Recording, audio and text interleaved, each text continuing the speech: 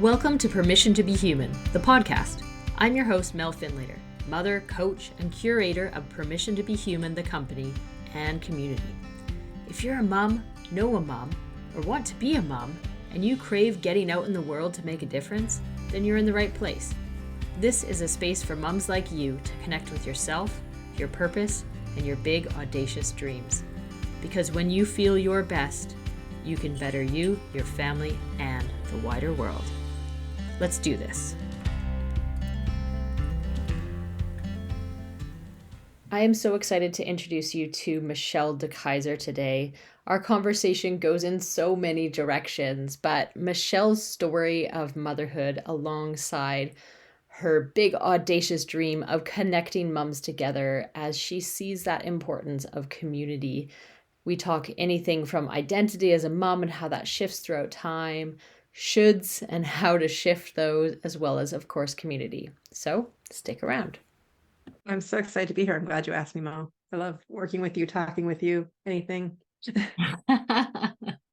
Well, it goes right back at you, that one. So I'm excited to have you here and share all about your story and your big audacious dream. Your vision of how you want the world to be is really admirable, and I think the world should hear it. So I'm excited that you're here.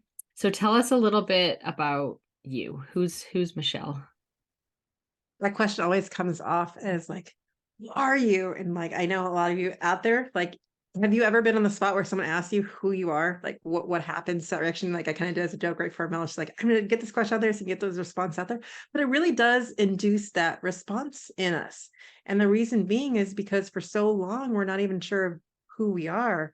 We've what society, what we thought we should be, and all that. So I feel like when you ask that question, I'm on the discovery to that. But for me right now in this moment of who I am, I'm really looking as to be someone who just is out there to connect and to actually be there to experience life without feeling that I have to do certain things.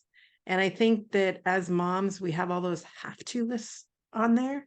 And so I know Mel does a great job with like the shouldings and getting rid of the shoulds. And I think the more we can shed those, and the more I'm working on trying to shed those, the more I start to see that, for instance, the other day, I was like trying to bring the inner child out again.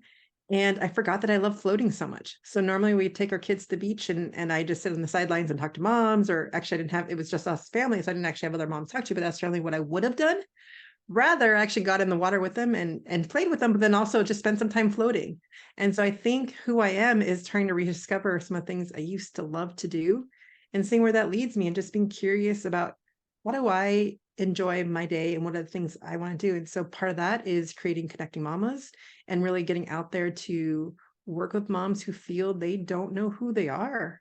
And it's really daily just unpeeling those and going into that self-discovery. And it's not easy. And that's why I kind of wanted to bring moms to what my role I feel was I lacked that sense of belonging. And that was part of who I am. And so I'm going, what they say is if it's not there, create it, right? So I'm out there trying to create that feeling and help others do that as well. So it's kind of a roundabout way of where I'm at. I love that. And I love that answer actually, because who am I is actually, I intentionally asked that question in that way because it is a big question. I don't even know what my real answer is. Sure, I can give you all the superficial stuff, which we'll get from you in a second around like, where do you live and like how many kids do you have and what's life been like? But actually, like, who am I? One of the reasons this podcast was started was because so many moms, myself included, have gone through this identity crisis a little bit, right? And like, actually, who am I? I don't know. I'm mom, yes, and I'm daughter, and I'm sister, and I'm me, and I'm not sure what that means in each individual moment. And we do change that every moment of every day, right? Then again, I feel like those are more roles than even who we really are. Yeah. And so really getting down to the essence of like, what do you as a person really enjoy doing? And what were you brought here to provide for others? And that's what we're really searching, I think, for those answers. And we're looking at who we are. Because when we put the roles in front of us, it almost like stops us from really asking those questions because we're like, oh, I have these things to do as a mom. I have these things. And so, yes, sure, we have those roles, but when we're asking those questions, let's dig a little bit deeper. And that's, I think, why coaching and everything is so valuable, because it is hard to see that for yourself. And why, like, even though I am a coach, I also need to be coached as well, because we're all in that mode of still always unpeeling that next layer till we get there, and identifying things that we really can say, I enjoyed my day and I really felt like I'm making progress on my purpose and making this world a better place than I found it. I think that's truly our goal, is how can we do that? Amazing. I love everything that just came out of your mouth. And there's that depth, right? There's that depth and that essence of who we are. And I think that's the human question, mom, woman, Yes. man, non-binary, like whoever you are. I think that is the ultimate human question of who am I? And it's a lifelong journey to figure that out. Yeah. So Well, we yeah, can because go we've down had the the problem of just all the things that from a kid, like all of a sudden you start being told no to things you wanted to do. And those no's turn into who, like this new person of not who you are anymore. And so now when you come to that realization that you want to figure this out again, you have to undo some of that old stuff. And the same thing with motherhood is when you became a mom, all of a sudden, like things you might have liked to do before, you just start saying no to, which wasn't necessarily a bad thing. It just changes who you are. And so then you might pause now, your kids are a little bit older, and go, what just happened? Where am I? And how do I figure that out? And that's why I think Mel and I like work so well together, is we're here to say, let's do it together. We don't have to sit there and say we have to sit here and figure everything out on our own, but like by talking and being seen by heard by each other, that it helps us to get through that silent process. Because yes, we still do have to go inward by ourselves at times, but then we take that and share ideas with other moms out there to help figure that out.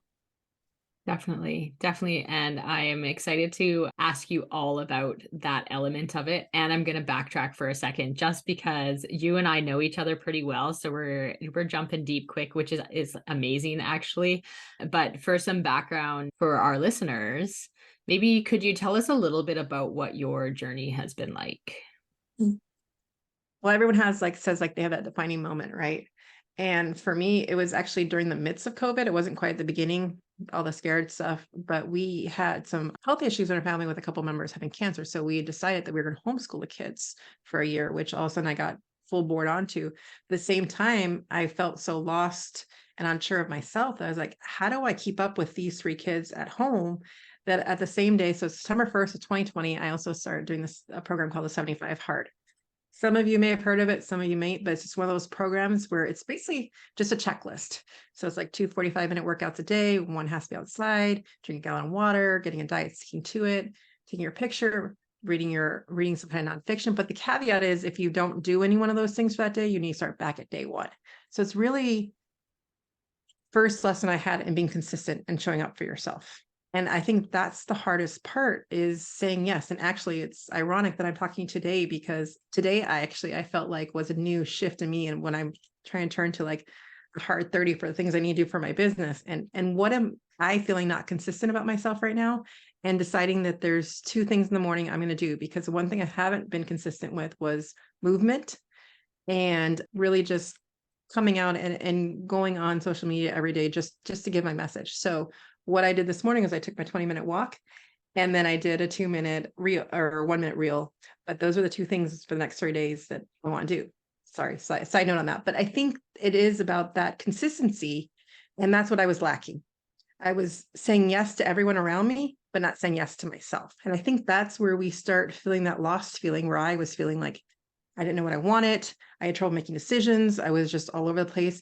And when you have that empty, like 15-minute pockets where the kids are playing by themselves, all of a sudden you're like, I was playing Candy Crush, or I was just watching TV, or I was getting a drink, or whatever it was that numbed me at that moment. So I could just, fill the time rather than use the time in a way that I felt passionate about. And that's where I was when I started this program. And in his vision, when he gives us his podcast, he's like, you don't know where this is going to take you. And I mean, I had no idea. All I knew was I need to start showing up for myself and do that. And so I did that, and the ripple effect it had on my family and things. And then just giving me the clarity that I need to decide that what I wanted to do. And that was eventually creating Connecting Mamas, because I went on this journey and I was like, yes, this is great. But the best times were when I had an accountability partner. I had someone to share it with and do these things, and have someone to talk about and realize I'm not in this alone. And that was always a hard part of motherhood. I felt, even though I was doing all these play dates and around people, it wasn't having those deep conversations. And it was always just like, what are the kids up to? And they're having this problem or that problem. And it wasn't like, what's your dream? Like for here on this podcast, going, what's your big audacious dream? Like you don't have those conversations. And that's what I was lacking. And the more I start to see that, the more I realize I do want more.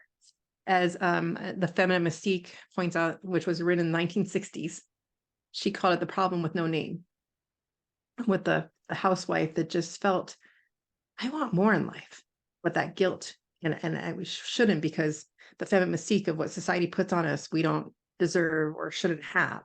And yes, we've changed that since the 60s, and people are in the workforce, and women, we do have women out there, but it's still that same, wow, okay, you got the workforce and you still got the home life, and do both. Good luck.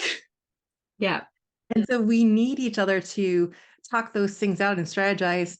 How do we combine those two together to make a rhythm, rather than, I don't even like the word balance, because when you say balance, there's like a pressure on both sides. But when you say rhythm, sometimes you're going to spend more time on the work, sometimes you're not. And it's like ebbs and flows, rather than it has to be equal, because there is no equal in here.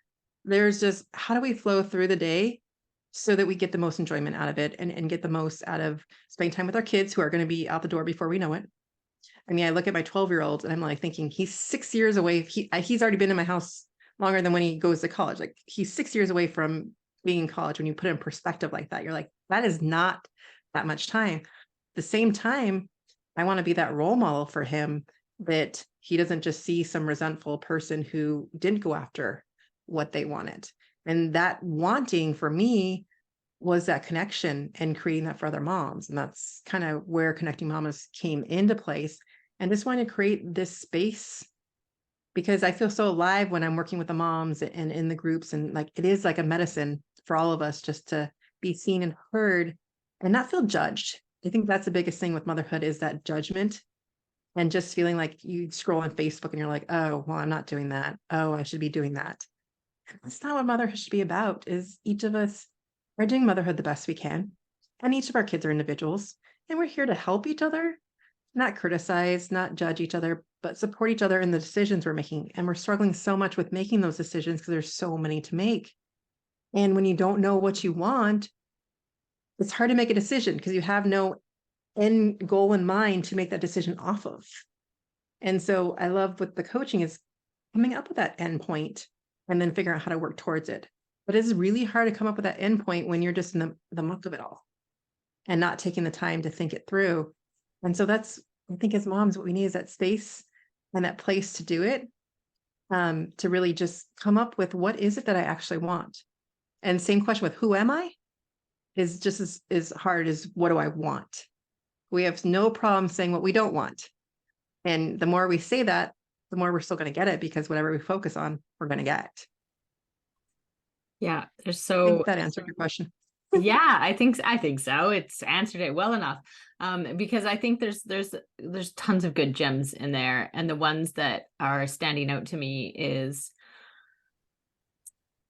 you're talking about how a big part of your journey was shifting from this place of where you were saying yes to everyone else, but not to yourself. And I think that's a really powerful way to put that.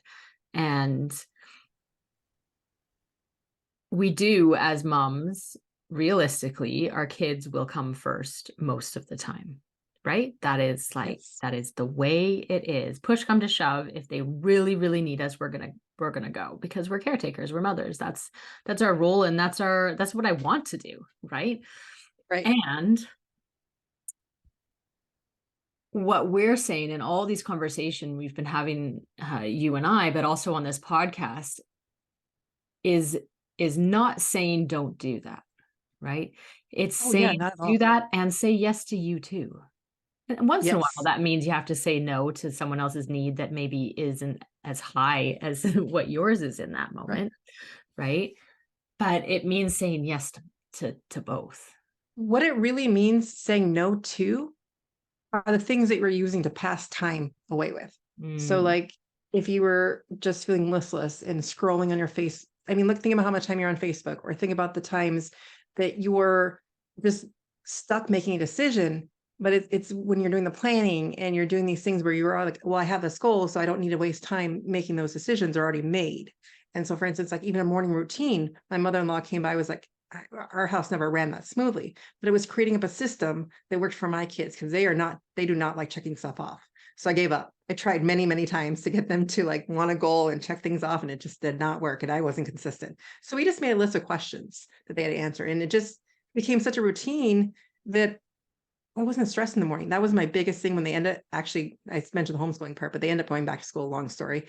But it was making those decisions that, how do I make this easier for the flow of the day?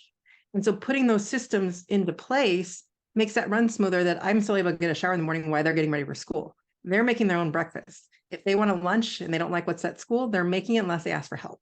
Like there's caveats on it and things that we can do when we get the help. And the idea is because we just not seeing the possibilities of what is. yeah. We're like, this is the way it has been, this is the way it's going to go, and I'm just going to feel this way. And it doesn't have to be that way. It's looking at the possibilities and working with other moms that have come up with systems or come up with ideas of how to make it flow better. Because again, it's not a balance. It's how do we flow through our day so that we're able to be more present, not as angry, and actually enjoy it. Yeah. Both in with your kids and without, right? Yes. Because I think a lot of times those little things that we're filling our time with, that scrolling, that Netflix series, that whatever, is because we're freaking exhausted, right? And our Exactly. mind is saying, I want to turn off. So I don't want to fill those times with dreaming, honestly. That's very rarely what I want to fill those times with because I'm too tired Exactly. Yeah. to do that. So I need to do something that will replenish my energy, which will then let me start to dream, right? Exactly. Because when we're doing those things and taking care of ourselves, then the energy that we would have been doing something else. And I'm not saying if you have a great Netflix show or something that you want, that you should give that up. No, but be selective and say, I'm actually looking forward to that show. And I'm not just sitting there because Yeah. I have nothing else I could be doing, or I don't have the energy for it because I wasn't working those steps. But if you're like, this movie's coming out and I'm going to go enjoy it, by all means, go enjoy it. Yeah. This when we're making those decisions, sitting there going, I'm going to do this because I can't do anything else. And it's because we're out of energy. And it's because we're not seeing the possibilities of other ways to do things. And we're not saying that you're not going to give your time to your kids or any of those things. We're looking at those pockets of time that you have and organizing them ahead of time so that you're not just sitting there going, oh, I don't know what to do with myself, Mm, and figuring those out. But again, it's not, you can't do that until you have that dream put into place yeah. and you have a why or something that you actually want. And that's the hard part because we love to use excuse. I'm so busy. I'm so busy. I don't have time for that. And that I hear is the number one excuse. It's not even necessarily the money as much as I don't have time. I And can't I do think that. it's not time that they're even saying though. I think and me myself included, having said that many a times, ironic use of phrase, but um it's not the Mental, time that I'm saying in that moment. I'm it's a saying mental I don't have capacity. mental capacity because I'm doing this. I'm responsible for all of these things, and they're all spinning around in my head right now. Yes. Right.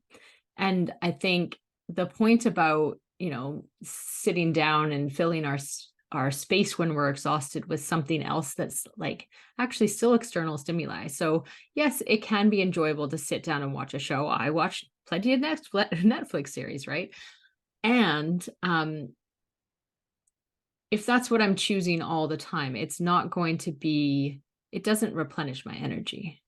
No. It doesn't. It numbs those thoughts and feelings in my brain, which sometimes is necessary, but not all the Oh, time. yes. And actually, so what can we fill those spaces and that time with, including the answer of nothing, right? Like, when was the last time just sat or laid down on the sofa and did nothing?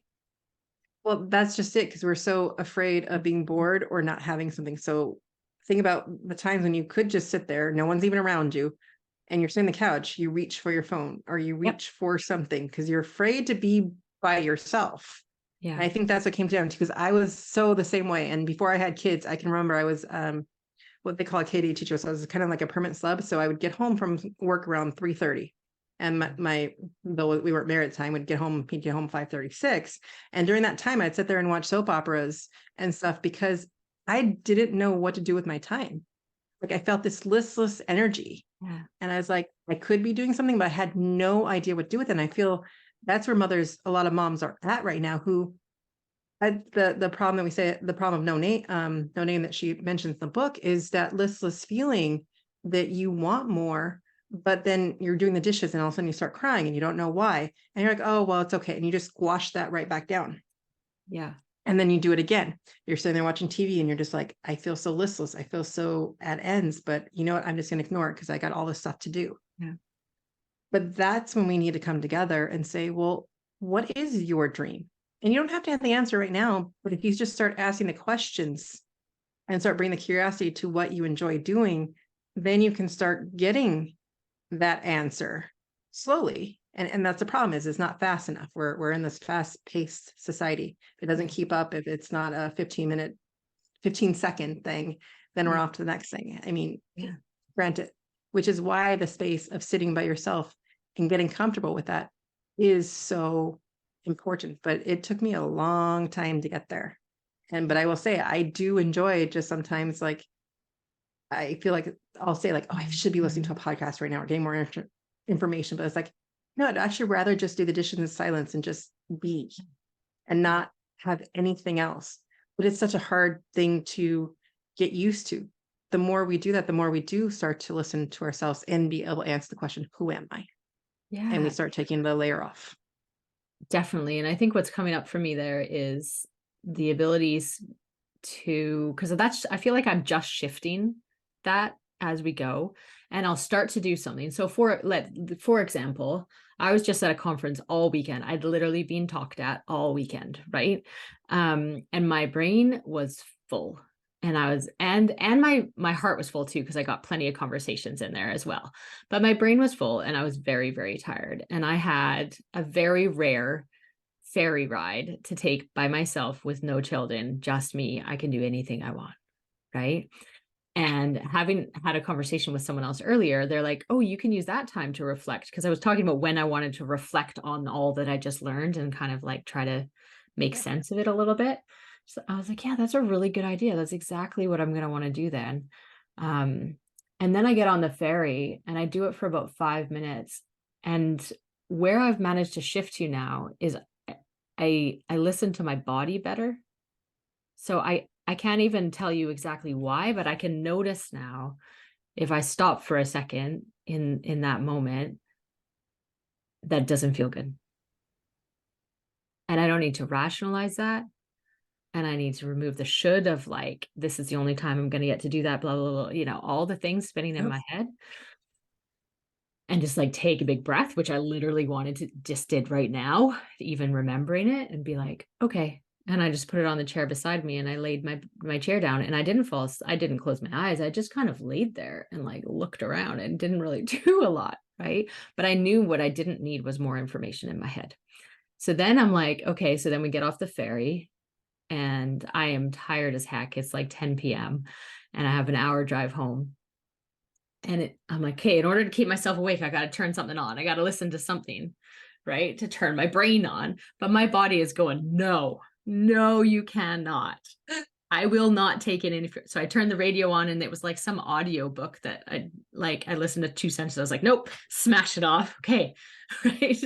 And just keep driving. Okay. I'm going to push play on a podcast over here. Start listening to it. Usually one that I really, really enjoy. Nope. Turn it off. And because I could tell that my body was like, no way can I, like, it's overstimulating actually at that point in time. And so I drove back and, well, I say in silence, what I ended up having to do at points, because I also needed to stay awake other than opening windows, etc. In the dark, was I just sang to myself multiple times. I just started singing about, okay, I gotta turn the corner. as I you love it. do, just to keep Put myself those alert. But internal thoughts out there. exactly. Take the external. My stomach feels weird. Like, just start talking. But the point of bringing that up being that I think one of the things we can all do to get to the point, before we get to the point where we can even start to dream about our dream, essentially start to think bigger, is to listen to our bodies and to slow down and to allow ourselves to sit in that discomfort, because it's really uncomfortable, especially at first, but usually, to be honest, Yes, it is. you have to go through the uncomfortableness of it to get to the niceness of it, really. Um, and to Agreed. ask another question, which is, what do I need? What do I need right now? Like, what's my brain I love say? But that. also, what does my body say? And it can be different in any moment. My body was saying I needed to sleep, and unfortunately, I couldn't give it that until I got home. Um, but sitting on a sofa, if I'm about to turn on a show, what do I need? Oh, I'm just bored. I need rest. I need silence. I need whatever it might be. I need to go to bed, even if it's 7 o'clock, right? Like, who knows, Right. depending on the day. Or I need to breathe, or I need meditation, or I need movement, or I need, all the different things. The question is, what do I need? And then once we start to actually give ourselves what we need, then all of a sudden, when we start to like even whisper to ourselves, what do I want? Right? Oh, it comes out. Yes. And it starts to come. But we're so used to pushing it all down, our needs down, and not meeting them, that we can't even think of one yet. Right. Um, Exactly. yeah. So that was me going off on my tangent on that one. I want to add two things to that. And one comes from Brendan Burchard, because actually I went to one of his 4-day conferences. And I love how he puts that our bodies generate power. They're not, we need to give to feel the energy. So which is one of the things we did during that seminar, was we did Qigong. And it's actually something I started doing with my son. One of the programs we could do, and it's finding ways to feel that energy. And so maybe it's moving around, maybe it's dance. What is it that feels like your body full of good energy, right? We want to move that energy around and get some rid of that stagnation. And so maybe that's also what your body needs when you feel like you're really tired. Maybe it's just that you're just more overwhelmed, and you just need to release some of that stress from you. And so it is releasing that stress and that movement of how you find that is yoga, dance, aerobics, whatever it is, whatever kind of movement it is. Maybe it's just a walk, getting outside and getting some fresh air. But it's when you're in those moods is removing that, because then that releases the barrier that, no, I wasn't actually really that tired. I had all this overwhelm feelings in me that I need to release, and then gives you the space to have those positive thoughts. And the other second thing is to keep in mind that our thoughts are geared to be more negative. Like we're hardwired until we start to make that change in us. And so that's part of the stillness, which I think people struggle with. The stillness is the thoughts come negative right away when you start the process. Yeah. And they don't see the other side, like, oh, well, I'm just not good at meditation, or I'm not good at sitting still. And it's that you're working at, I think it was Emily Fletcher who says, with meditation, you're not working at getting good at meditation, you're working at getting good at life. So by learning to be more calm and more still, then you're able to respond later in the day instead of react to other people, because you're training your brain to do that, to be in that space. Every meditation, thoughts are not going to stop. Like, we're not trying to erase thoughts from our heads. We're trying to be still more often.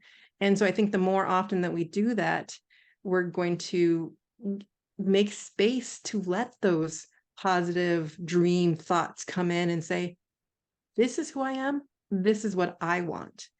Now I'm going to go after it. And then you want your support team to go after it with, because it's easy when you're in that beginning phase. It's then asking, am I going to recommit to this when it does get hard? Yeah. Because it's never going to just be, oh, well, this is a piece of cake. I'm a superstar with whatever I want to do, and I got it right away.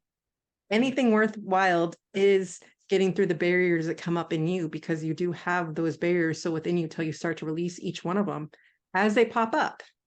Yeah. And it's going through that process over and over, being still, figuring out the next barrier, moving past it until you get to a place. But again, this is a lifelong journey. Who are we at this point? We're uncovering all of that as we are. You can know who you are at this moment in time, but it's going to change tomorrow. Hopefully. Just kidding. Change is inevitable. Definitely. And I think something really important that you pointed out there is what that's called is your negativity bias. And we all have it, right? So we will notice the negative in our life. And no matter how much we work on it, we will always notice the negative. That's the way our brain is wired because it protects us, right? Yes. And that's okay. And what it also means is that we have to be intentional and we have to purposely try to notice the good as well, right? Yes, it's Ideally harder. more than we notice the negative, which is very difficult to do because we notice that a lot. Yeah, because I mean, you think back to your childhood memories or something, the negative ones just kind of like pop up. But then when you Yeah. start thinking about like it's like you have to work at the positive ones, but then you do start to remember them. Yeah. And so it's that intentional, and it is effort. And that's why we say this work of discovering who you are is not necessarily easy. It is intentional and repetitive to keep doing that over and over, not just say, okay, well, I know I'm done. Yeah. So one really good way, this seems like a good time to bring it up, is there's an activity you can do, which is like research back to better and increase our wellness, is called 3 good things. And every day, write down 3 good things that have happened and how you impacted them. Oh, I love that. I want to Right? just add something to that. Well, I want to change the word good to magic, because Mm, I think that when we actually look for the magic, we start to realize that like all of a sudden those coincidences, when you start meeting someone new or something, it really is your brainwave sending out new things that bring things towards you. And it really is magic. So instead of just good, let's take it a mhm. step up and say, what Yeah. are 3 magical things that happened today? And really just put that into place and put that out there Yeah. and start noticing it. Yeah. I love that. I love that word. Someone else that I was chatting to recently they do with their kids, tell me one good thing, one challenging thing, and one thing that made you laugh. And I really love that. I think that That's I wonderful. like the laughter one, and it reminds me of what you just said because it's that magic side of it, right? It's the things that like it might have been something bad that happened that you think is really funny if you think like if you Exactly. shift it in your brain, right? And I started trying to do that with my 5-year-old who has a very strong negativity bias, and I never liked that when you do tell me a good thing and then a challenging thing, because you do want to acknowledge permission to be human, right? That like things are hard and maybe bad things happened that, or things that you interpreted as bad happened that day. But then you finish on that. And I'm like, oh, that doesn't feel right either. So I like this laughter one as well. I love that too. I might have to start Where doing you that. could put magic in that, but because it makes you finish strong and it gives us an opportunity, because I answer the question too. It gives us an opportunity to model that my laughable things are usually something ridiculous. So like right now I can think of the other day I bought these new shoes to go to this conference with, and they're just like flats. I would almost like ballet type shoes, right? But I'm used to wearing very like barefoot friendly, so very like open toe, blah blah blah.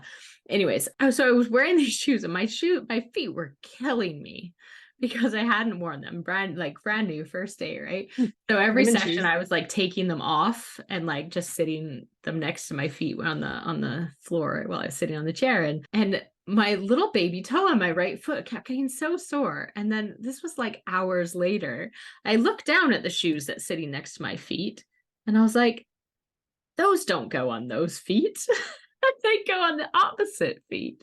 And I was just like, I could say that would be a really bad thing. Obviously, it was. My toe was killing me, but it was so funny, right? So That's funny. that's the types. It is funny, right? Because like I can laugh at myself over it because it's so ridiculous. It's such a simple thing to do, and they're very simple. Like it's hard to tell these shoes which one's which, to be fair, but my point in bringing that up is because that's the type of thing I could say is a funny thing to my child or to whoever, and I'm role modeling the fact that I made a mistake and it was funny and I'm okay with it. Well, I love that so much because that actually, like, as you were describing that, that twinged on the perfectionist wanting to be in me, that like that helps turn that idea that, you know what, it doesn't have to go that way all the time. And laughter sometimes is hard because you're like, oh, I have to be so serious. I have to do this way. And so the Yeah. more that we can just find the enjoyment and the humorousness in the day, the better. Yeah. And I Yeah. just love that story because it's so true. It's like something that's Yeah. like painful, but at the same time, well, actually on that note, I will say, my son and my husband have a garden out in the back, Yeah. and both of them have had really bad reactions to a weed out there, Hmm. so bad that their faces have puffed up. And I've worked in it a couple times, and I'm not the best gardener. But on Saturday, I decided that I was going to go help weed because it was so bad, and they refused to go in there. And my arms, oh, you guys only on YouTube can see it, my arms are like covered right Oh my now in goodness. the rash. Yeah. But that's why I'm wearing a long sleeve shirt in summer to keep it away. But I look at it and I was just like, my husband looks and goes, "Well, I see you're not completely immune either." But it's just looking at going, what did I learn from this? And it's just learning that like I've still had fun doing it, and it was something that I want to do for them. And I mean, yes, it's annoying, but the more I laugh at it, the less it itches actually. Because I'm not like, oh my God, this is bothering me. And I'm not focused on it. I'm just like, okay, well, it happened, whatever, let's move on. And I Yeah. just keep putting the more, because it keeps seeing it spread a little bit. So I keep putting more cream on it. But I think when we do that more often, then we're not focusing so much on it being what we'd call bad. Yeah. And then it'll just go away.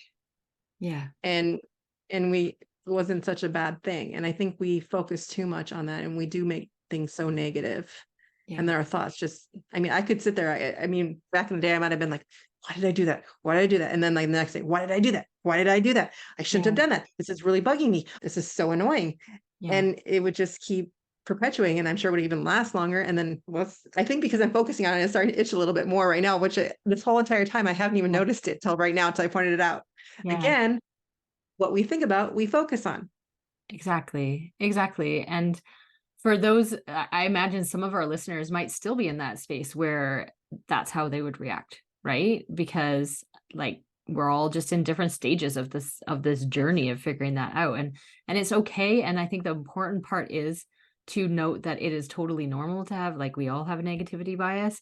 And it's important to not make it personal. Like it'd be easy to say, oh, I'm a negative person, that won't work for me. Right? No, you're not a negative person.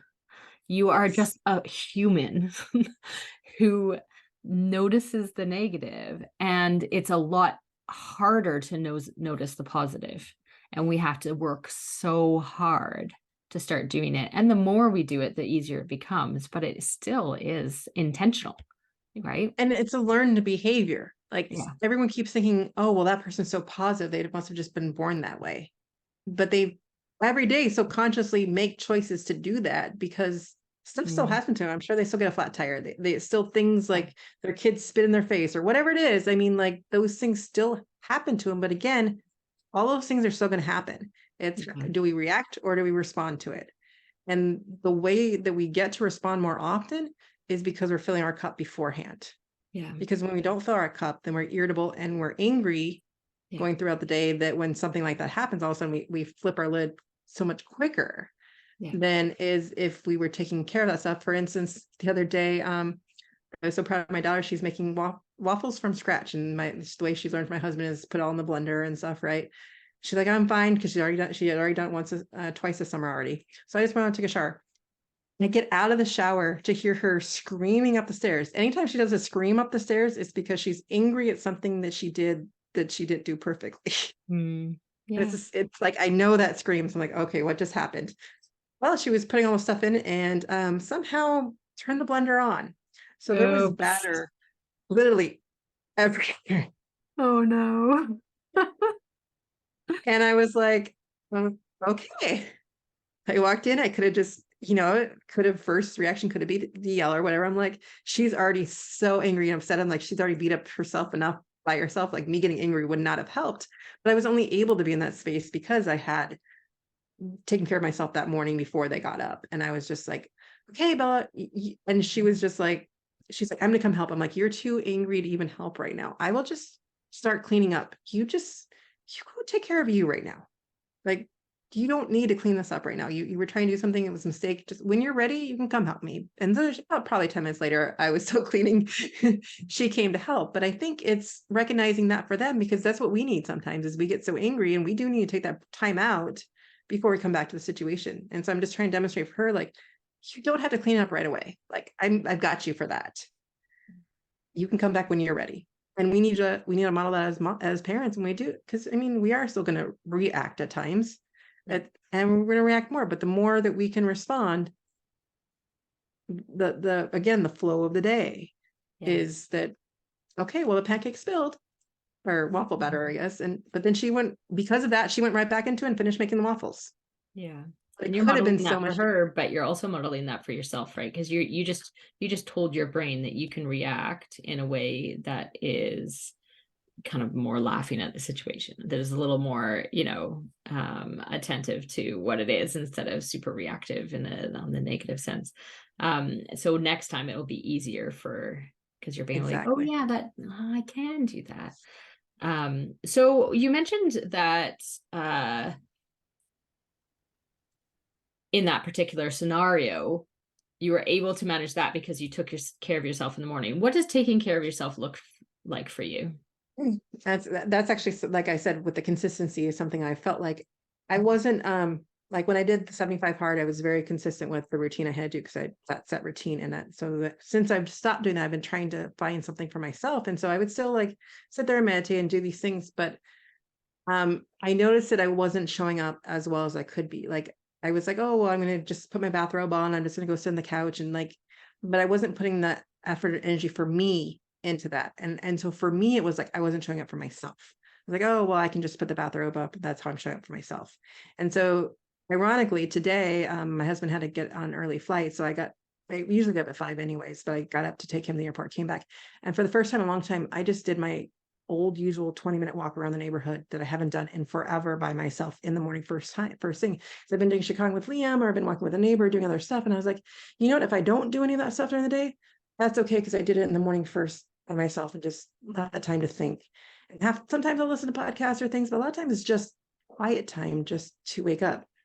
And then, like I said, for the business, I wasn't showing up feeling like, so I went and did a reel, just because if I got those two things done in the morning first thing, because I've been struggling with those, then I was showing up for myself. So I feel like, and it doesn't have to be a lot. So, but if there's something like meditation or journaling or something that makes you feel better, picking that thing to do in the morning before your kids see you is what it's about. And again, whenever your kids wake up, it could be a matter of making it 15 minutes before them, 5 minutes before them, just to do it before you interact with them, your phone, anything. It's picking something that will light you up and set intention for your day. Because again, it really comes back to that intention that we do have to set daily, because we have that negative bias. And so we need to set ourselves up for that day. And so for me today was like putting my foot in the sand, saying, I'm going to be more consistent for me. And it wasn't for anyone else. I mean, if no one watches my reels on Instagram or whatever, that's okay, because I'm not doing it for them. I'm doing it to show up for myself and say, I'm consistent to you. Yeah. And that's all that matters. Yes. Yes. And yes. And two things come up for me. One is for those that the morning waking up early doesn't work, which I'm one of them. And I don't mean early. I mean, my child ends up in my bed halfway through the night. So if I get up, he gets up. There's no in between. There's always another place you can find it somewhere in your day. And I do try to aim in the morning, but for me, it's the shower. We've had this conversation before, right? The shower is the only place. If I go to the bathroom, my kid still follows me in half the time. But if I go in the shower, he knows he is not allowed to come in my bathroom. Right. And if he does, he'll just like run back out, because he knows that that's my space. And so that's where I do, a little meditation, or a little, I actually do like a compassion thing for me. I have compassion showers, but yeah, so Well, there's actually, always another space, and each person but will I do actually want to challenge you, Mel. go on then. Even if your kid's in your bed, before you open your eyes and you know they're awake, if you take 2 deep breaths to yourselves, or give yourself one affirmation mantra, 1 minute, Yep. your baby's crying over there. If you just sit on the edge of your bed, take 2 deep breaths before you walk over to that baby, that changes your state. So it's not that, and that's what I'm saying. It's really about the intention. So even if your kid's in your bed, your eyes are shut, you're awake, you decide if it's breath, if it's saying a poem in your head, if it's something that you can just do in your bed that you set up, that you decide ahead of time, you're going to do that in the morning. And again, 1 minute. Yeah. That's all we're talking about. And then, of You're course, totally no, I right. love the compassion shower and doing Yeah. it throughout the day. No, definitely. Yeah, I totally agree, actually. And it's really easy to get into the mindset where, because I can't do the big thing, like get up and do yoga that I want to do, right? Or go sit by myself in a room and meditate for 20 minutes. Like, it's just not going to happen right now. It's easy to say it's all or nothing, when actually, like, a few breaths, which I do in the morning, a few breaths right before I even get up, um, is way more important. And getting out of the habit of picking up the phone that might be beside the bed instead, right? Yes. Um, so that's a really good point. And I'm trying to think of what the other thing that was coming up for me while you were speaking was. It's gone, but that doesn't matter. Okay, so where I would really love to go with you, because this is a conversation and a topic that has come up multiple times in our conversations together, is this concept that we need other people and that community matters. So tell me a little bit about your journey with that, or your thoughts around that, wherever you'd like to start. Well, I think for the longest time, I struggled with the idea of belonging. And as through therapy, I realized part of that was just things that happened in my childhood and the trauma of that, that it was hard for me to put myself out there. Like, I was so busy trying to make sure that I was the right person this group wanted. I was kind of like embarrassed of who, or not wanting to admit who I was, but I was so busy trying to be someone else. And I think it was Rob Dow, I might paraphrase it wrong, but what he said was that when we do that, it's not that we're looking for acceptance from someone else because we don't like who we are, because we're not being us. And so breathe that in for a minute, because that's what it comes down to with belonging, is that when you're truly with people where you can be yourself, and again, answer that question, who am I? That's when belonging really means something, the power behind it. And that's what helps you grow. But it's that facade that a lot of us are in, where it's like, oh, we want to be part of the A group, or we want to be part of that. So we try to fit in, or we're told we can't do a certain thing because it doesn't jive with the group.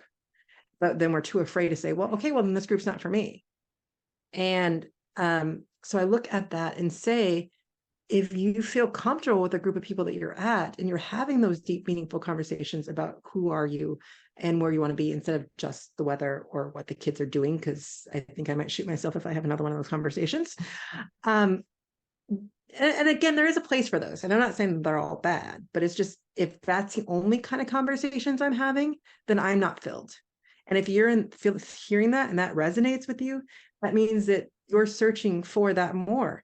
And again, I have to say this, there are a lot of people, a lot of moms out there that are still in that mentality that they're not ready for it. And that's okay too.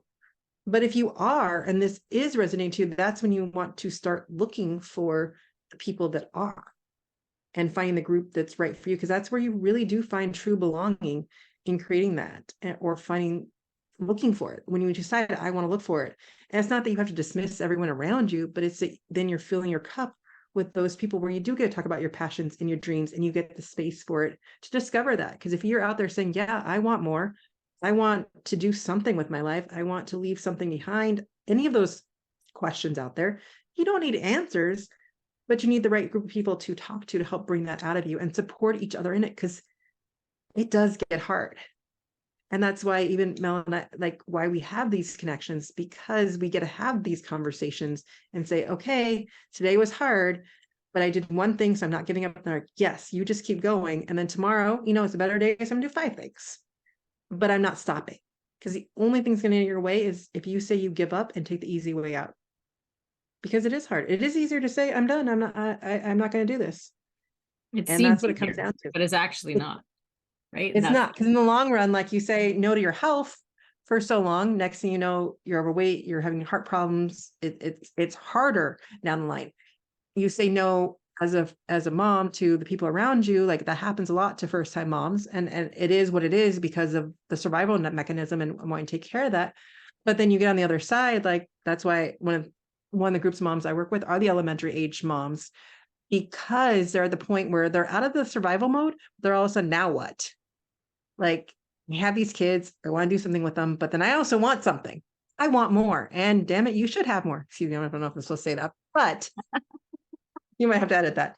It's all But good. There's that's a what it, box I can tick on the thing that's besides, that's not a swear word anyways. It's all good. but that's what it comes down to is if you can answer, if you can say, I want more. And that's again the problem with no name. I want more. And so how do we do it? I'm looking at that as it being a calling. Yeah. Calling to get out there and do it. And the best, easiest, funnest way to do that is with other women who feel the same, Yeah. who want to make the difference, because then you get resources, you get support, you get to be able to talk through this problem. Because I'm sorry, some of my friends are like, business what? Yeah, I can't stand listening to that. And that's okay. It's fine. But I need the people who do want to have those conversations and do want to have those entrepreneur conversations and do more and support other people. And so it's finding that group to support that dream. You want the dream, you need the support to get there. Definitely. I 100% agree. And there's, there are ways. So on our own, this is possible. And part of that is a mindset thing, in that there's definitely a story that I tell myself, or have, and probably still do sometimes. And I know others do as well, that nobody else feels like I do right now. Nobody else feels like they need more connections or friends or, someone else to talk to. And therefore I stop Sorry. Or myself. people, just throwing this one out Yeah, there because I'm gonna keep cutting you off, or the people who's like, oh, they have way too many friends. They don't need me. That exactly. there's no one out there that needs, everyone else already has their friends. I'm not needed. Exactly. And I think that story is really detrimental to all of us. And and therefore we have to have the intention to shift that story and force ourselves to have some conversations with people and be vulnerable, right? Be vulnerable, because it might, maybe in the rare 1% circumstance, I just made that stat up by the way, but that person might be like, oh, actually I'm good, I got enough friends. Most people won't say that, but if they did, hey, go to the next person. It's such a small Yeah. percentage that are going to say that, right? But it feels vulnerable to put ourselves out there. And so I just encourage people to, if there is someone that you think, I really think we could have a connection with, like, just go talk to them about the thing that you want. Don't talk about the weather and whatever. Talk about what you want to talk Well, about. the best way to, which is usually how I end a podcast, but the best way I love doing is that, that moms, especially out there, like you see another person and they have a nice dress on, or they have a beautiful hat, or like all of a sudden you have Mm. these beautiful thoughts in your head. And then you just let them walk by. Regardless, like just start practicing getting those thoughts out of your head. And most of the time it'll bring a smile to their face. And even if it's just that, it's the practice of being vulnerable and being your true self. Those beautiful thoughts, the more we start saying them aloud, Yeah, the more we start seeing them, the more we start sending that energy off to the people around us, that they're going to be, yeah, I want to be part of that energy. I want to be friends with you. And it just comes down to complimenting the other person. And when you start paying attention, those thoughts just start floating to you. Like, "Oh, I really like her dress. She looks great with that." Or I really love the way she's doing that with her kid. You know how much women don't take compliments, but we need to work on that. And just the more we give them to each other, we change the energy. Like, let's stop looking at like what are they doing wrong with their kid? Start looking at what they're doing right with their kid. What are they doing right with the way they are? And start pointing that out to people. exactly. I want to like give snaps to that. That's the way we do it. But because you're right. And I think complimenting is such a nice in, because everybody is, as much as we'll be humble about it, because we're trained to be, we like it. It feels good to be told that, and even better, like depending on your relationship with that person, in terms of like it's a stranger on the street, or it's a mom that actually you see each other all the time because you're a pickup or whatever. Um, depending on that depth of relationship, so far as the depth you can go, but people want to hear the real stuff. So this weekend I really practiced, because it was such a safe space of this community of positive psychology practitioners. I just started practicing like telling people what I really did admire about them, which was deeper than like their clothes or their whatever. It was like, Right. I really find it like, I really admire the fact that you are so attentive to listening to everybody, or that you were able to share your story as a speaker in a way that most other people didn't go that deep, or, just sharing really those little things. And then all of a sudden, there's a much deeper connection right away. I Right. love how you just said practice though, Hmm. because, Yeah, but you put yourself in an environment where it was safe to do that. that's And, true. and again, that's why when I was saying like, the general compliments to get started, and again, this is practice. And then find those environments such as you put yourself in that you can start going dive deep. But again, let's be realistic here and say like we don't want to dive into the deep end right away. And this is being grateful, practicing it, identifying it. It's a learned behavior with the negative concept that's how we're trained. And so I just love that you said practice because it was just so like, It and is a putting yourself in an environment where you could. Yeah, it's totally a practice. And honestly, one of the biggest things I got from this weekend is that practice, that ability to, I have a story that I tell myself for my whole entire life, that I don't like small talk. I'm not good at small talk. I will avoid it at all costs. Right. And therefore, I don't meet people in the same way that I could. And one, because and I suppose there's a value in there underlying all that, that it has to happen. Right. Right. And this weekend was wonderful because I was able to get myself, and I had to work through this to get myself to the point, like second day on, I think probably, of saying, what do you want most from this conference, Mel? That's not the information that I'm getting in my head, although I have a lot of tidbits that I'm going to share on podcasts coming up. That's not what I really went there for. I went there to feel connected and to Yeah. build relationships, even if they don't go beyond that weekend, right? And so I did practice. I did practice. I saw people and I said, which one of these in this room do I feel most comfortable going up to? Not comfortable, most comfortable, because I was never comfortable. And then just go and ask them something about themselves. Because as well as all that compliment is a great way to start, it's also about, like, it's not about you. Nope. They Listening, listening. listen. Just ask them a question and listen to the answer. Right. As soon as that started to flip in my head, that I don't have to sound smart or anything, it doesn't matter, because that person's focusing so much on themselves anyways in a conversation that they don't care what I have to say. Most people, right? That if I just Yep. listen to what they say, and when I'm stuck for anything to say, just in a way that doesn't sound false, repeat it back to them, like say what you heard or what you liked about what they heard. There you Yep. go. Conversation started. Done.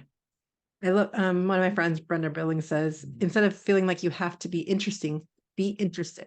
I know, I have a card somewhere somewhere over there. There's a card that says exactly that. And it's my favorite little postcard, because that is And it's exactly just a it. flip of it. It's the Yeah. same word, Don't be but interesting, it be interested. again is perspective and how we look at these things and putting ourselves in those situations to do those things, because it is growth, and it is overwhelming to do these things and find the space where you feel comfortable to do it, which is why I encourage all of you listeners, if any of this is resonating with you, to find that space where you feel comfortable to start the practice of Exactly. doing these things. And that's why community is so important, because as much as we can say we can read our self-help book and work on some of the things, and yes, we can work on some of the things, and a lot of it is going inward, and that does take time, but it's also that we need to do it together and listen to each other as we're going through it, to realize that we're not alone in this, to keep going. Yeah. Because otherwise we're like, oh, well, I'm the only one having this, I'm just going to stop, this is pointless. And so when you start to be seen and heard and see another list to others, you're like, oh, Yeah. that's why we're doing this. That's their passion. They're going to help me uncover. I'm interested in what they're doing. And and I loved how you said that's what I came up is you get to see the possibilities. And I love that you said about the conference is even if I don't go past this weekend, and that's why I feel like at the conference, like, oh, we're going to stay in touch. We're going to do these things. And then life happens. And actually this time last year, I was on a cruise in France with a wonderful group of travel agents that I got really close with on the trip, and really haven't stayed as much in touch with them as I would have liked to. But what it did do was let me see possibilities that I didn't see before, and to make those connections and realize that even if these weren't the connections yet, Yeah. I am capable of doing these things. And then I'm going to be doing them more often because I see the reactions and the response and the possibilities. And I did the same thing when I went to a conference. And again, you gotta admit, and then just be wary that you're in the mood and in the vibe, and everyone's there. That's okay, because you are, like you said, it's practicing. And that's what you were meant to do at that moment in time. And whether some connections stay, some don't, it's okay. Yeah. You got an experience that you wouldn't have got another way. Exactly. And relationships, you know, we always think of these more long-term relationship. A relationship is with anyone. I have a relationship with like the person I pick up my parcel from the post office with. You know, relationship has all sorts of meanings to that word. And one of the phrases that is used in the science and the positive psychology world is a high quality connection. And the more high quality connections we can have in a day, the better our well-being will be. Right. And a high quality connection does not have to even be a deep, deep, meaningful conversation, although that is clearly a very high quality conversation, like, right? But it could be with a stranger. It could be with your next door neighbor. It could be, you know, it's not even someone that you're going to see again necessarily, but it will better your well-being if you get more high quality connections in your day. And it could be just that smile from a compliment. Mutual, right? Yeah. Totally. It does not have to be, but it's more when we think we're doing connecting, and I just want to point this out, that when we think we're doing connecting and we're sitting there like, okay, well, we got our mom friends. And the one thing I do notice sometimes with mom friends is that negative connection. It's the complaint fest. And at times when I've been in different groups, felt like I couldn't say anything because at that moment didn't have anything I wanted to complain about. And I just felt like, oh my gosh. And so to be wary of that in terms of, is this the type of connection that speaks to me? Is this the type I actually want? Is this actually making me feel better? Yeah. And sometimes we have to remove ourselves from some of those because they're not. And that's where the hard part comes in, is having different conversations, setting up the boundaries and things when you decide the things that you want and the things that you're willing to say no to now, because you realize, yes, I do deserve some of the things. And by saying no to people you would have always said yes to before because you're people pleasing, that's when the boundaries start to come into play. And that's where the hardness comes into play. And that's where the support and talking to other people who are doing the same thing as you helps you to keep moving forward to your dream. Because yes, you're going to have to start saying no to things to say yes to you. But it's not necessarily things you even want to say yes to in the first place. It's just having the guts to have those conversations and say, yeah, I'm done doing that. I'm not going to be the pushover anymore. I'm going to say yes to me instead of saying yes to all these demands that I didn't even want to do in the first place. Yeah. And picking the ones you actually do want to do. And that's where the time comes into play, where you say, I'm so busy, busy, busy. You say yes to things you want to say yes to. Yeah. I mean, it's not that I give up my kids' activities. I still do Taekwondo with my son. I was coaching my daughter's soccer team. It's not that we say no to the activities. We say yes to the ones we want to say yes to. And we feel actually make a deeper connection with our kids, rather than, oh, well, I have to be the room mother, even though I didn't want to, or whatever it is that you felt you got stuck doing. Yeah. And so find the ones that you enjoy doing, and then making sure you get to sign up for those when they come around, being that in your schedule. It's like, I'm going to make sure I get to say yes to that before anyone else does, because that's what I want to do. And that's what this is all about, is figuring out those things we want to say yes to. But then we have to have those hard conversations and those boundaries as we say no. And that's why we need community. 100%. I love all of that. And I love that you brought it back to community. And so what's coming to mind as we slowly are going to start to wind down is that as people, so we've been talking about how people can go and find, you know, we can do this anywhere in our life. We can do it with the strangers. We can do it with, you know, the moms we might have run into a few times. We can try to build those connections on our own, and we will, and it will take time. And there's other ways to feel connections that are deeper right now. And one of them is through coaching, as you and I both know. And along that line, the other is to find a community that's already there, and people are there for that reason. So on that note, tell us a little bit about your business and how people could connect in with it. So my business is all about connection. As you know, it's called Connecting Mamas. And so my dream, my big audacious dream, is to make a community where women feel connected in being themselves.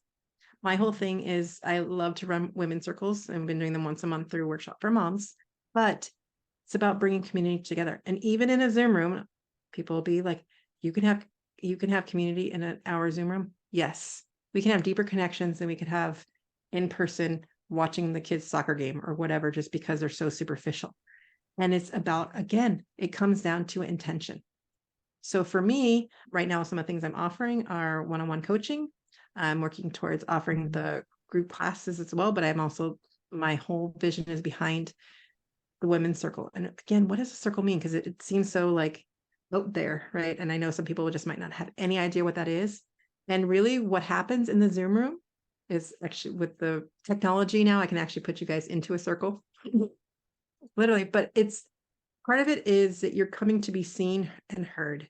And one of the things that we do not do in the circle is give any feedback or advice.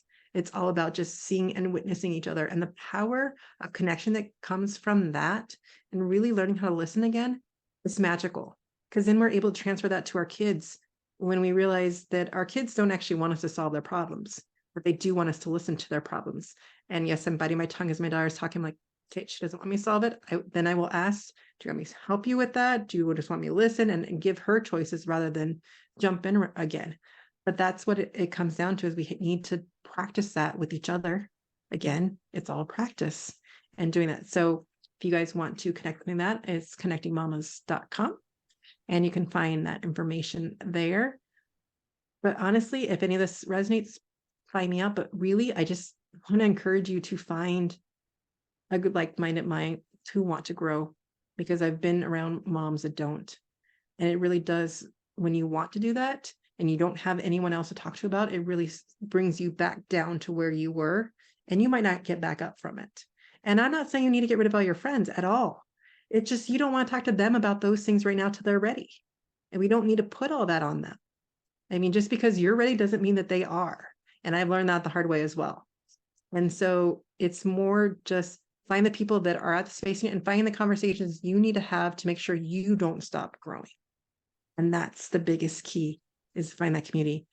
And then do the things that your friends want to do, and do that differently, but just know your intention and to make sure you have an outlet so you don't stop your dreams. Amazing. I absolutely love what you are building there. And I highly encourage people to check it out and to join these circles. I think, as you say, that's a really magical space to simply be listened to. And it sounds like such a simple thing, but I bet you there's a lot of listeners out there who were in the place that I was a couple of years ago, where I had nobody that listened in my life. That's how it felt, right? Because we just in the season of my life that at the dinner table, when I tried to talk to my husband, my kid would constantly interrupt because he thought that that he didn't understand how conversations worked yet, basically. And therefore, sometimes situations like that, or even more complex, can leave us in a space where actually there's nobody in our life at the moment that we can naturally talk about this stuff to. And it is important, like I've said in previous podcasts, to find that person who we know will, especially if you start talking about dreams and ambitions, who will be that Yes. person that will cheer you on no matter what you say. And not tell you that that's ridiculous. impossible. Right. And think you're ridiculous. Exactly. So, but the person, like, don't tell those people right now, right? Connection, sure, but that's not the person right now in this moment. Maybe in the future it will be, who knows? But find that person who is. So if that's not in your life naturally right now, then there are some amazing ways, both through your work and mine, to connect in with someone who will cheer you I just want to, right before we end, I just want to touch on the word vulnerability, because it's such an important word, but we feel like we need to be vulnerable with everyone. That is not true. Especially when you're starting out being vulnerable, you do need to be selective, because it is hard work. And you want to be selective with who you choose to be vulnerable with, and test it out slowly. And again, it's a dance. It's not like, let me just spill out my whole life and they better listen. That's not how it works. And you need, like, as you're looking for those right people, it's testing that.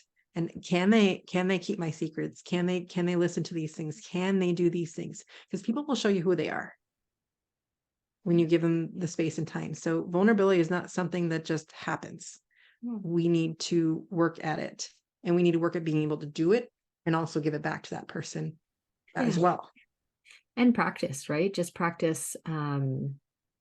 Vulnerability is a practice thing. And, the more I do it, the more actually I don't care as much about what the other person, if they did come back and say the wrong thing, I don't take offense to it because I've done so much inner work, right? And I Right. practice that vulnerability over a long period of time with people that I know will respond in a way that is respectful. And we've created a safe space together in order to do that, because vulnerability requires a safe space. So, Look for that safe space before you say, I'm going to be vulnerable with this person. yeah, exactly. So amazing. So community is definitely a focus of this conversation, and meaning and dreams and all of the amazing things you're doing. I find very admirable, Michelle, that you are. Thank you. We haven't actually spoken in a little while, and I can see your confidence has shifted quite a bit, and that's just such a nice thing to see. So, Well, I do have to say, since we last talked, I am a published author with my daughter. woohoo!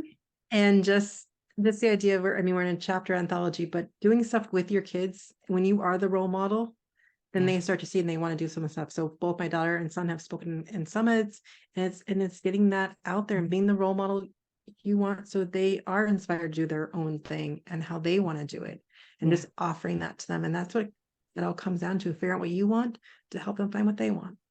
And that's what we all want. We want our kids to be happy, healthy adults, but we got to be them too. Amazing. Thank you so much for joining us today, Michelle. Thank you for having me. Oh, it's so good to chat with Michelle DeKeyser, isn't it? Such a great, amazing story that she has, and how she's turning it into such a powerful way to support women, moms, and community. And I hope you will go check out her work. She is such a fascinating woman who is truly going out there and achieving her big audacious dream, which I love, because her dream is to work with moms just like you and bring them together. So a few things she mentioned there were workshops for moms. Have a little search on Facebook. There is a page and group that you can join, and they have so many free resources of talks that you can join and so much more. Do go check them out, especially the women's circles that Michelle is running on there. Again, it's totally free, so what's the risk, right? And you can connect with Michelle over at connectingmamas.com or Connecting Mamas on Facebook. Please do go and check her out and say hello and let her know that you listened to her incredible story here on Permission to Be Human, the podcast. That is it, folks. This has been Mel Finlater on Permission to Be Human, the podcast. And I am so glad that you have joined us here today, and hope that you have taken away some tidbits that will help you go away, connect with your big, audacious dream, and make that massive impact in the world that you are dying to make. If you liked today's episode, please, please, please like it, share it. Think of one person. Think of one person that you think would also like it, and send it on over to them. Let's get this out there, and more moms feeling like themselves, inspired, dreaming big, and out there being them. Please do head on over to find me on Facebook with Permission to Be Human, or Instagram, or you can even pop me an email and say hello at permissiontobehumanalways@gmail.com. Say hello and let me know that you listened. What did you like about it? I would love to hear. If you didn't like it, I don't really want to know. Just kidding. You can share that if you want. I would love to know, however, who you are. Let's connect. Let's find out what you want more of. Yes, this is a newer podcast, so I want to hear from you, and I want to make it what would be useful to you. As always, remember that you have permission to dream big, permission to feel big, and permission to be you. You have complete and full permission to be human. For real, you do.